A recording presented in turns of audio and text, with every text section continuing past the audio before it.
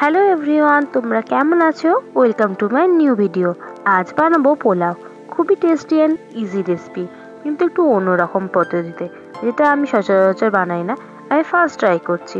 তো সেজন্য উপকরণ হিসেবে নিয়েছি কিশমিশ, কাজু বাদাম, কাঁচা লঙ্কা, স্যাফরন, ঘি, সাজিরা, সামরিচ, আদা, আর নিয়েছি জায়ফল, জয়িত্রী এবং গোটা গরম মশলা।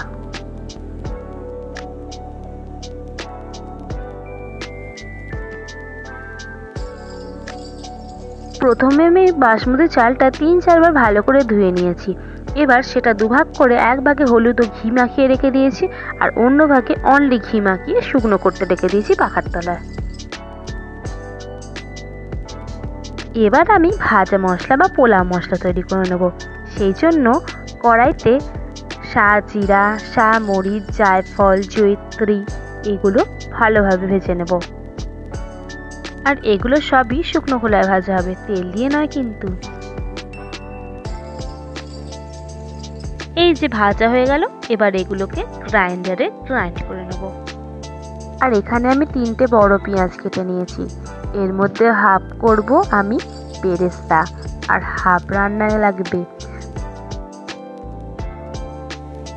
এখন আমি কড়াইতে সাদা তেল গরম করতে দিয়ে দিয়েছি। এর মধ্যে কেটে রাখা পেঁয়াজগুলো দিয়ে দিলাম। এবার এগুলোকে ভালো করে ভেজে বেরেস্তা বানাবো।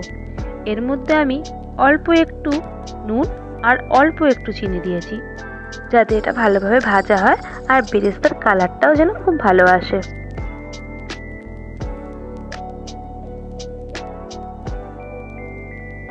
এই যে আমাদের বেরেস্তা কত সুন্দরভাবে ভাজা হয়েছে, দেখতে পাচ্ছেন।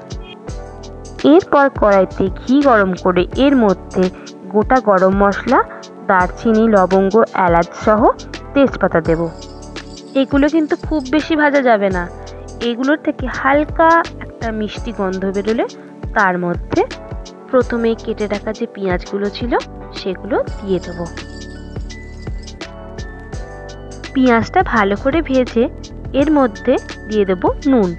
এটা ততক্ষণই ভাজবো যতক্ষণ না হালকা একটা গোল্ডেন কালার আসছে। এটা কিন্তু বেশি ভাজা যাবে না। এর মধ্যে আমি আর একটু লবঙ্গ দিয়ে দিলাম। আমার মা বলে পোলাওতে একটু বেশি করে লবঙ্গ দিলে তবেই স্বাদ আসে। তো এরপর আমি এটা ভালোভাবে ভেজে এর মধ্যে আদা বাটা দিয়ে দিলাম। তো এটা দিয়ে ভালোভাবে একটু নাড়াচাড়া করে এর মধ্যে কাঁচা লঙ্কা দিয়ে দিলাম। আমি এখানে 3টে কাঁচা লঙ্কা দিয়েছি, লাল আর সবুজ মেশানো। কাঁচা লঙ্কাটা দিয়ে ভালোভাবে ভেজে নেওয়ার পর এর মধ্যে আমি সেই চালগুলো দিয়ে দেবো। প্রথমে আমি সাদা চালটা দিলাম এবং এটা ভালোভাবে ভেজে নিলাম। এরপরে দেব হলুদ চালটা। হ্যাঁ, সেরকম কোনো ডিফারেন্স নেই, কিন্তু দেখতে ভালো লাগবে, সেজন্যই এরকমভাবে আমি তৈরি করলাম।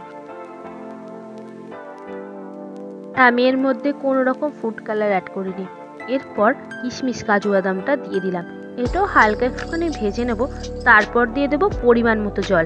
আমি এখানে 3 কাপ চাল নিয়েছি, সেই অনুযায়ী আমি এখানে 6 কাপ জল নিয়েছি, 1:2 রেশিওতে। এবার আমি এখানে পরিমাণ মতো নুন আর চিনি দিয়ে দিলাম। আপনারা আপনাদের স্বাদ অনুযায়ী দেবেন। এরপর আমি এটাকে প্রেসার কুকারে ট্রান্সফার করে দিয়েছিলাম। তার মধ্যে দিলাম সেই ভেজে রাখা মশলাটা, আর এটা ভালোভাবে নেড়ে চেড়ে এটা আমি 3টে সিটি অবধি রেখে দিয়েছিলাম। পোলাও যেহেতু মিষ্টি মিষ্টি হয়, তাই আমি এখানে একটু বেশি পরিমাণে চিনি দিয়েছিলাম।